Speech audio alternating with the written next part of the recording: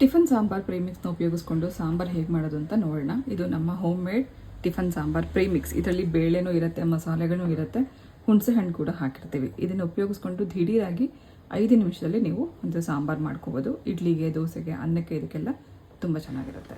ಮೊದಲು ಬಾಣಲಿಯಲ್ಲಿ 2 ಸ್ಪೂನಷ್ಟು ಎಣ್ಣೆ ಬಿಸಿ ಮಾಡಿಕೊಂಡು 1/4 ಸ್ಪೂನಷ್ಟು ಜೀರಿಗೆ, ಸಾಸಿವೆ, 1 ಚಿಟಿಕೆ ಇಂಗು, ಸ್ವಲ್ಪ ಕರಿಬೇವು, ಕಟ್ ಮಾಡಿ ಇಟ್ಕೊಂಡಿರೋಂಥ 1 ಈರುಳ್ಳಿ, 2 ಟೊಮೆಟೊ ಬೇಯಿಸಿ ಇಟ್ಕೊಂಡಿದ್ದೀನಿ. ಇದೆಲ್ಲ ಸಿಪ್ಪೆ ತೆಗೆದು ಮ್ಯಾಶ್ ಮಾಡ್ಕೊಂಡು ಹಾಕೋಣ. ಅಥವಾ ಬೇಯಿಸಿಲ್ಲ ಅಂದರೆ 2 ಟೊಮೆಟೊ ಕಟ್ ಮಾಡಿ ಹಾಕ್ಕೋಬೇಕು.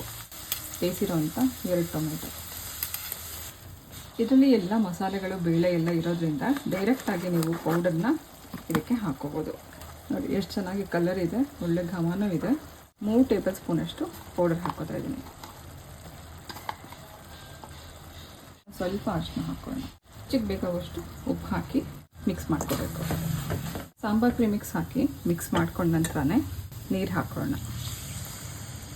ಟೇಸ್ಟ್ಗೋಸ್ಕರ ಒಂದು ಸ್ವಲ್ಪ ಬೆಲ್ಲ ಹಾಕ್ತಾ ಇದ್ದೀನಿ. ಬೆಲ್ಲ ಹಾಕೋದ್ರಿಂದ ಉಡುಪಿ ಸ್ಟೈಲ್ ಸಾಂಬಾರು ಇರುತ್ತಲ್ಲ, ಒಂದು ಲೈಟಾಗಿ ಸ್ವೀಟ್ನೆಸ್ ಇರುತ್ತೆ. ಇಡ್ಲಿಗೆ, ದೋಸೆಗೆ ತುಂಬ ಚೆನ್ನಾಗಿರುತ್ತೆ. ಹಾಗಾಗಿ ಸ್ವಲ್ಪ ಬೆಲ್ಲ ಹಾಕೋತಾ ಇದ್ದೀನಿ. ಇದು ಆಪ್ಷನಲ್, ಬೇಕಿದ್ರೆ ಹಾಕೋಬೋದು.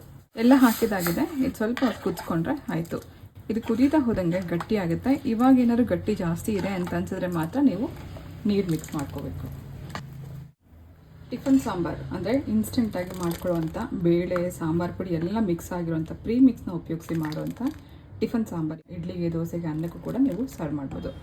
ಸಾಂಬಾರ್ ಪ್ರೀಮಿಕ್ಸ್ ಟ್ರೈ ಮಾಡಬೇಕು ಅಂತ ಅಂದ್ಕೊಂಡಿದ್ರೆ ವಾಟ್ಸಪ್ ನಂಬರ್ ಮೂಲಕ ಅಥವಾ ವೆಬ್ಸೈಟ್ ಮೂಲಕ ಆರ್ಡರ್ ಪ್ಲೇಸ್ ಮಾಡಿ.